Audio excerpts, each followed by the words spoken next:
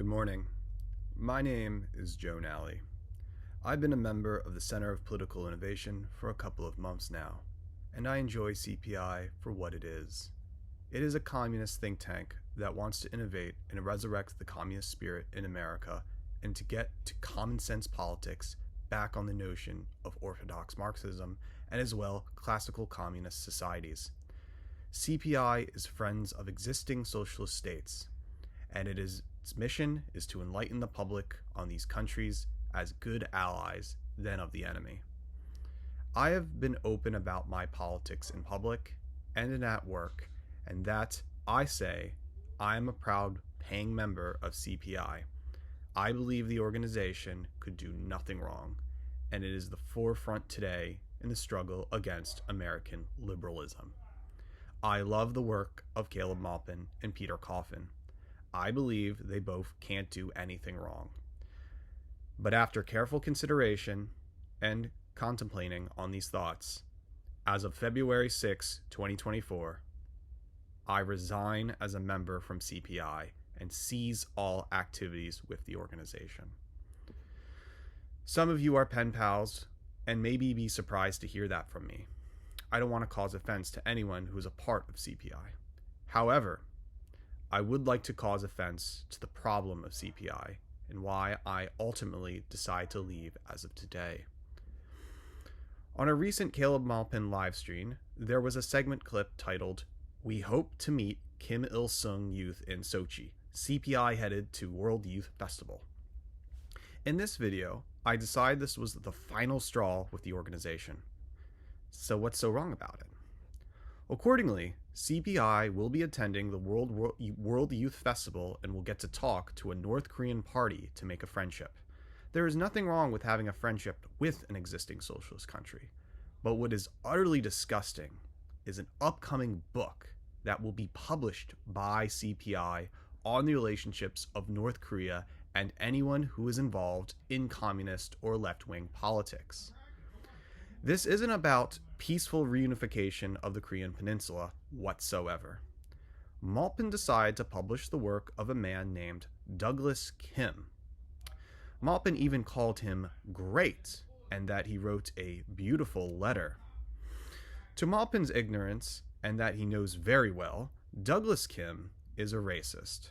Kim hates anything to do with WMAF, or white male, Asian female, or in the tagline, WMAFL.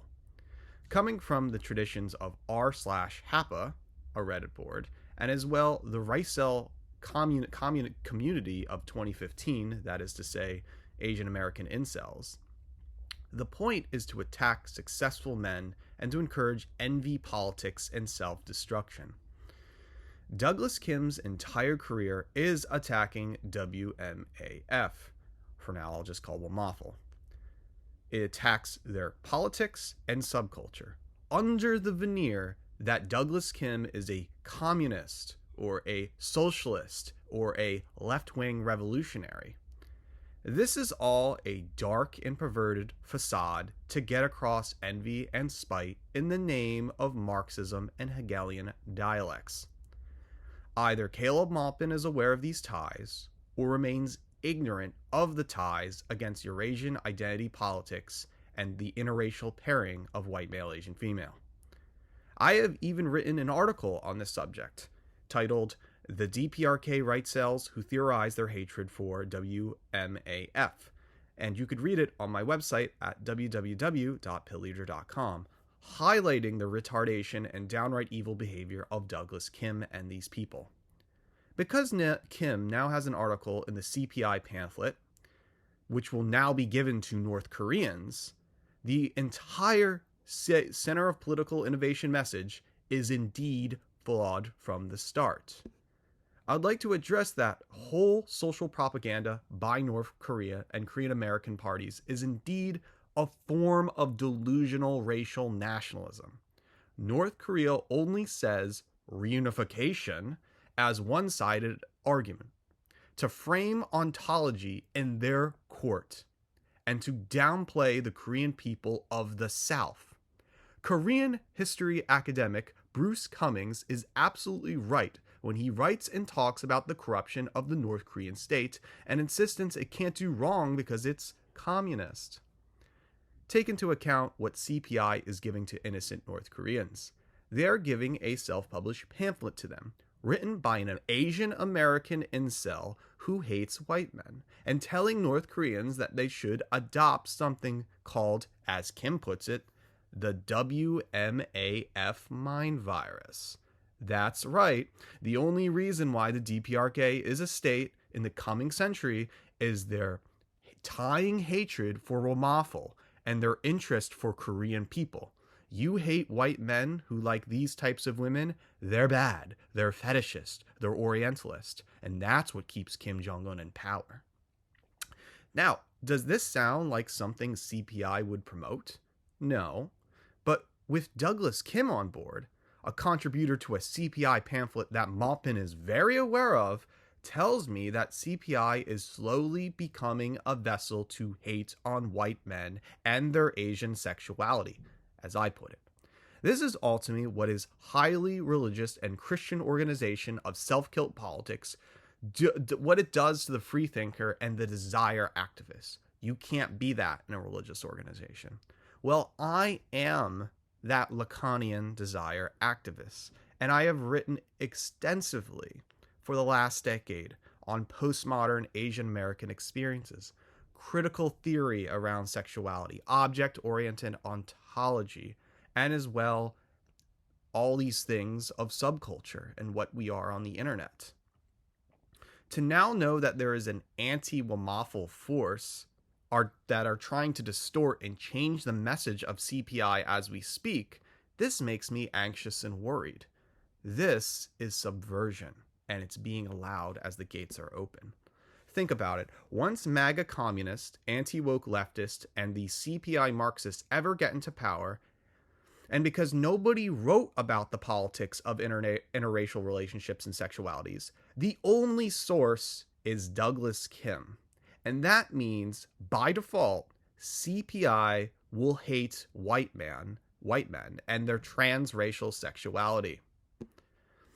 I would now like to make a digression and talk about the work of Norberto Bobbito and his book, right here, Left and Right, The Significance of a Political Distinction. This is my copy. So Bobbito wrote this in 1994, but it remains clever as it is today. In this book, he argues that there are postmodern types and communists who remain firm that the left-right division is dead and that we must focus on politics beyond the paradigm. Francis Fukuyama, Derrida. Now, of course, this applies to American liberal types, but it also applies to communists like Antonio Negri or Felix Guattari, and they refuse to acknowledge that their root culture values could very well be left-wing or right-wing. So what does that even mean? So how does Bobbio make this distinction? Well, the left is for equality and the right is for inequality. Now, if CPI is for equality, cultural values, attracting left-wing subcultures, and everything in our society must be in favor of equality, that means it would give into the cultural values of the left without knowing it. In other words, that's its target audience, liberals. On the other hand, if any communist values of inequality on the right, and you promote it, then you get types like Vosh, Thought Slime, and you name it, who all harm Caleb and tell him that he's some red fascist, or red brown, a Strasserite. You name it. This is the main attack on Caleb. So, the point here is that the left-right distinction requires commitment to a binary set of values, and that people consensually want to be called by a left and right label as a subculture, just like pronouns, he, she, they, them. What is never addressed is that these divides of equality or inequality are the means of the subject of being white, as of an admixture European person, is not a priority with CPI. Equality requires killing everyone else until they can make everyone equal. fit the square box into the circle hole. Because advocating inequality means you must be a racist, a fascist, an imperialist. And being born under the culture of whiteness, or just being European descended and not having any bumpkin ideal whatsoever, you are hated by Douglas Kim and other non-whites, which in turn CPI advocates. I would like to remind everyone that Caleb Maupin was in the same room with Alexander Dugin, a very important philosopher on multipolarity, who other anti-woke communists, like Haas on the Infrared program, celebrates. I even written articles under my real name, Joe Nally, for Arctos.com and its web magazine.